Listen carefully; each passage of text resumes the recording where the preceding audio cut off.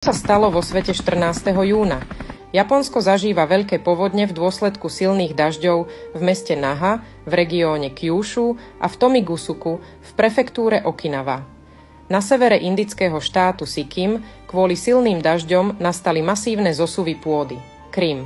Sevastopol zasiahli búrky so silným dažďom a spôsobili povodne. Rusko. Na území prírodnej rezervácie Keržensky v regióne Nižný Novgorod došlo k požiaru. Uruguay. Veľké krupobytie v Lamakana. Sopka levotoby v Indonézii je stále aktívna. Honduras. Blesková povodeň v meste Tegucigalpa. Mexiko. Blesková povodeň v meste Puebla. Nárast anomálnych poveternostných javov a prírodných katastrof je dôsledkom toho, že vstupujeme do 12-tisícročného cyklu kataklíziem. Naša budúcnosť na planéte závisí od konania každého z nás. Pripojte sa k výzve na vytvorenie globálneho vedeckého centra.